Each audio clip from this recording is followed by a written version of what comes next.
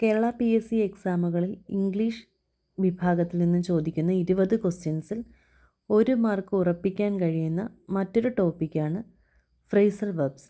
നമ്മൾ ഇതിനു മുമ്പ് ക്ലാസ്സുകളിൽ 20 വാക്കുകൾ വീതം ആൻറ്റോണിംസും സിനോണിംസും പഠിച്ചിരുന്നു.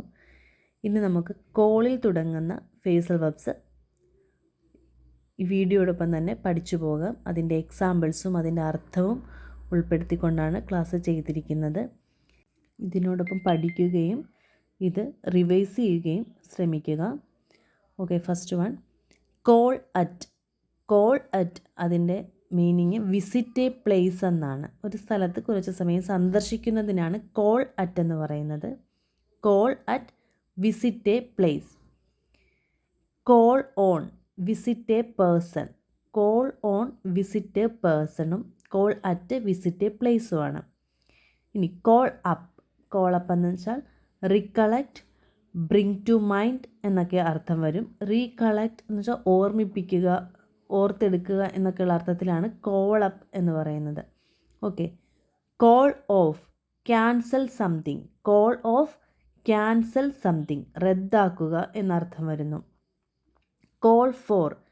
കോൾ ഫോർ എന്നാൽ ഡിമാൻഡ് സംതിങ്, എന്തെങ്കിലും ആവശ്യപ്പെടുന്നതിനെയാണ് കോൾ ഫോർ എന്ന് പറയുന്നത്. അപ്പോൾ call at, visit a place. Call on, visit a person. Call up, recollect or bring to mind. Call off, cancel something. Call for, demand something. Okay, നമുക്ക് ഈ phrasal verbs use ചെയ്തിട്ടുള്ള examples കൂടി നോക്കാം. We called at the station. ഞങ്ങൾ സ്റ്റേഷനിൽ പോയി അല്ലെങ്കിൽ station സന്ദർശിച്ചു എന്നുള്ള അർത്ഥത്തിലാണ്. വിസിറ്റ് എ പ്ലേസ് എന്നാണ് കോൾഡ് അറ്റ്. ഒരു സ്ഥലത്തെ സന്ദർശിക്കാൻ പോകുമ്പോഴത്തേക്ക് കോൾഡ് അറ്റ് വരും. കോൾഡ് ഓൺ വെച്ചിട്ടുള്ളത് we called on our teacher. ഞങ്ങൾ ടീച്ചറെ കാണാൻ പോയി അല്ലെങ്കിൽ ടീച്ചറെ സന്ദർശിച്ചു എന്നുള്ള അർത്ഥത്തിൽ വരും.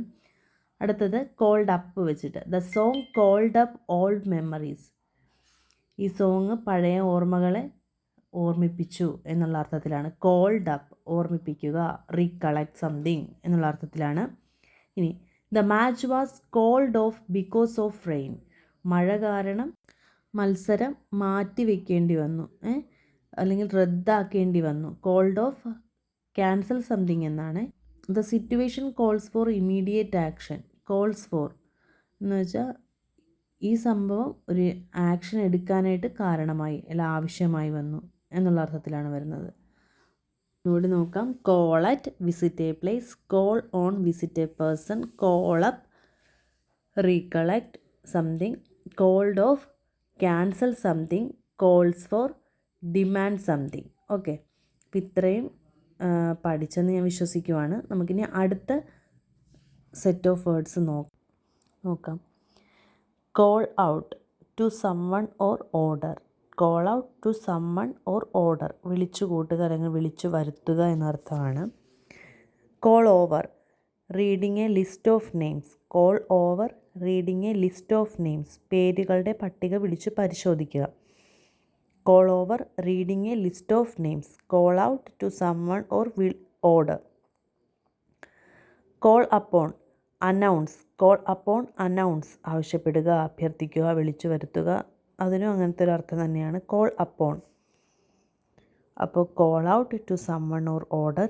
Call over, reading a list of names. Call upon, announce.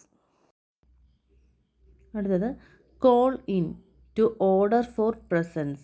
വരാൻ ആവശ്യപ്പെടുക, ഹാജരാക്കാൻ വിളിക്കുക എന്നൊക്കെയാണ് അർത്ഥം വരുന്നത്. Call in, to order for presence. To order for presence, call in. Okay, call forth എന്ന് വെച്ചാൽ to cause something to action. To cause something to action, ഉണർത്തുക, പ്രവർത്തനത്തിലാക്കുക എന്നുള്ള അർത്ഥത്തിലാണ് കോൾ ഫോർത്ത്.